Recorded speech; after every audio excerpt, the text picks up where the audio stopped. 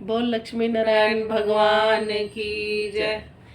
श्रीमन नारायण नारायण नारायण, लक्ष्मी नारायण नारायण नारायण, विष्णु नारायण नारायण नारायण, भजमन नारायण नारायण नारायण, श्रीमन नारायण नारायण नारायण।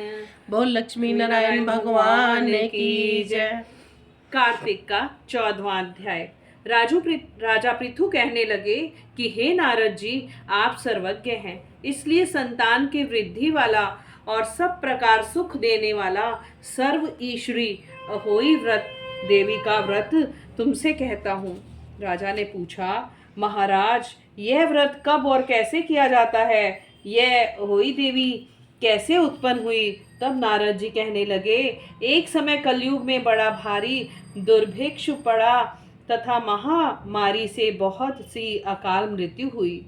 तब सब लोग एकत्रित होकर उस विपत्ति के निवारण का उपाय सोचने लगे। अंत में निश्चय कर कार्तिक कृष्ण सप्तमी को सब ने व्रत रखा।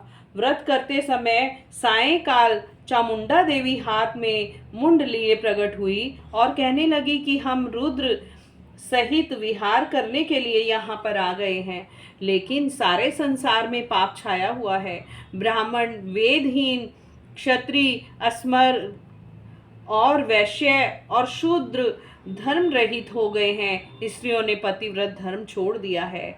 इसलिए सब लोग अहोई देवी का व्रत करो। कार्तिक कृष्ण सप्तमी और अष्टमी को बाल, वृद्ध और रोगियों को छोड़कर सबको यह व्रत करना चाहिए। सारे दिन भोजन न करके सायंकाल अहोई देवी, जो कि हम मेरा ही नाम है, पूजन करना चाहिए। अपने मकान को गोबर और मिट्टी से लीपें। द्वार पर 4 रंगों यानी काला, पीला, हरा और लाल से मेरी मूर्ति बनावें।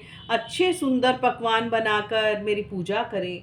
तभी एक धीवर की स्त्री कहने लगी कि हे माता, हम नीच लोगों का कर्तव्य भी बतलाएं। तब देवी ने कहा कि तुम मेरे भक्त हो, सो सब लोग मेरा पूजन करके तेरी संतान को पूजेंगे तो उनकी पूजा सफल होगी, अन्यथा नहीं। मेरी पूजा के बाद कुम्हारिन और मालिन की पूजा होगी। ऐसा कहकर देवी अंतर्ध्यान हो गई।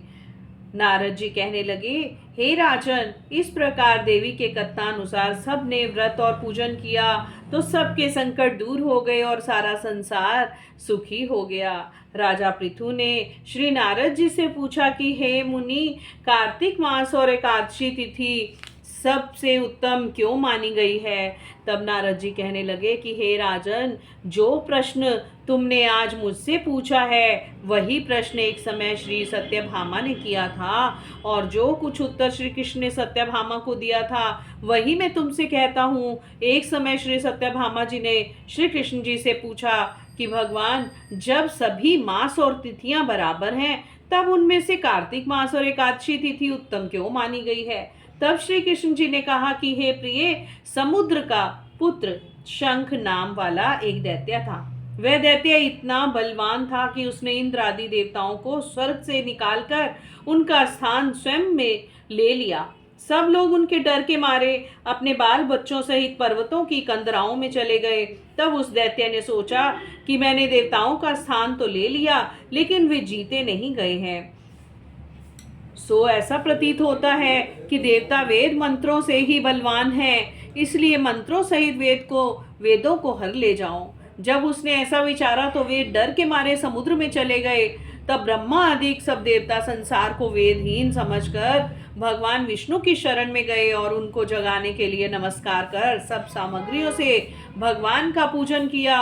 तब भगवान का पूजन करके सब देवता प्रसन्न होकर कहने लगे कि हे देवताओं, हम तुमसे अति प्रसन्न हैं, इसलिए शंख आदि दैत्यों को मारकर चारों वेदों को ले आएंगे। परंतु आज से वेद बीज मंत्रों सहित कार्तिक मास में जल में रहेंगे। इसलिए कार्तिक मास में जो कोई जल में स्नान करेगा उसको यज्ञ के अंत में समान फल मिलेगा और उसके समस्त विघ्न दूर हो जाएंगे। आप लोगों ने क्योंकि एकादशी के दिन हमको जगाया है, इसलिए सब तिथियों में एकादशी अधिक मान्य होगी। कार्तिक और एकादशी के व्रत हमको अति प्रिय हैं। इतना कहकर भगवान मछली का रूप धारण करके विंध्याचल में निवास करने वाले कश्यप जी की अंजलि में आ गए। कश्यप जी ने उनको कमंडल में डाल दिया। जब कमंडल भर गया तो मत्स्य रूप होकर भगवान कहने लगे कि हमको कोई बड़ा स्थान दो। तब कश्यप जी ने उनको समुद्र में डाल दिया। जब भगवान समुद्र में भी पड़ने लगे तब मत्स्य अवतार भगवान शंकासुर दैत्य को मारकर बद्री नारायण के आश्रम पर आए। यहाँ आकर भगवान ने देवताओं से कहा कि हमने शंकासुर को मार दिया है। साथ ही ऋषियों से कहा कि आप लोग जाकर समुद्र में से वेदों को ढूंढ लो, तब तक हम देवताओं सहित प्रयाग में निवास करेंगे। हम ऋषियों ने वेदों को 6 अंगों छंद, व्याकरण, कोश, वैद्यक, ज्योतिष और स्मृति सहित तपोबल द्वारा समुद्र में से ढूंढ निकाला। जिस वेद का जो भाग जिस ऋषि को मिला तब से वह भाग उसी ऋषि का ही माना गया। फिर सब ऋषि इकट्ठे होकर देवताओं के पास गए। तत्पश्चात ब्रह्मा आदि देवताओं ने वहां पर अश्वमेघ यज्ञ किया। तब प्रयागराज तीर्थराज कहा जाने लगा। यहाँ पर स्नान, दान, यज्ञ आदि करने से अनेक जन्मों के पाप नष्ट हो जाते हैं। बोलो कार्तिक महात्म की जय, लक्ष्मी नारायण भगवान की जय। ओम नमो भगवते वासुदेवाय। ओम नमो भगवते वासुदेवाय। ओम नमो भगवते वासुदेवाय। ओम नमो भगवते वासुदेवाय। ओम नमो भगवते वासुदेवाय।